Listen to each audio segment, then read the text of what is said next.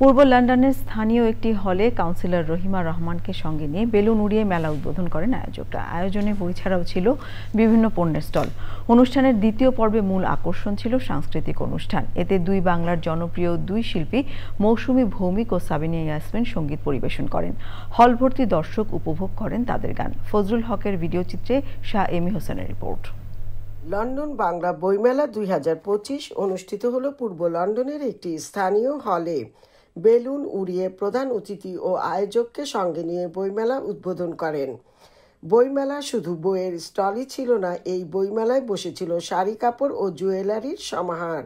ওই বইমেলার দ্বিতীয় পর্বে ছিল মৌসুমী ভৌমিক ও সাবিনা ইয়াসমিনের সঙ্গীত পরিবেশনা। উপচে পড়া দর্শকের ভিড় ছিল চোখে পড়ার মতো।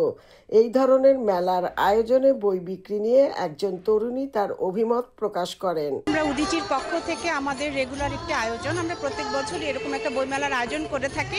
লন্ডনে বাংলা বইমেলা করার উদ্দেশ্য কি, সেই বিষয়ে বইমেলার আয়োজক গোলাম মোস্তফা জানান। বইয়ের পাশাপাশি থাকছে কবিতা পাঠের আসর, বইয়ের মোড়ক উন্মোচন এবং সঙ্গীত অনুষ্ঠান, নৃত্যানুষ্ঠান, সাংস্কৃতিক অনুষ্ঠান।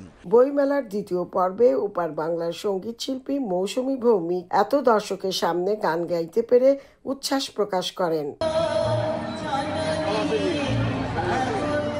27-28 বছর ধরে আমি লন্ডনে, মানে আমি তো থাকতামও এখানে, সেজন্য আমার জন্য এটা তো আমার জায়গায়।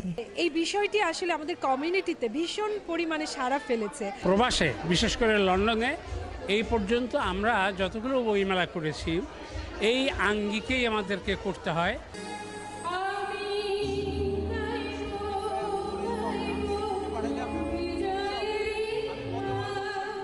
এই পাঠক সমাবেশে সবারই একটাই উদ্দেশ্য ছিল যে এই প্রজন্মের ছেলে মেয়েদেরকে বাংলা বইয়ের প্রতি আকৃষ্ট করা। মেফেয়ার হল থেকে শাহ এমি হোসেন, চ্যানেল আই, লন্ডন।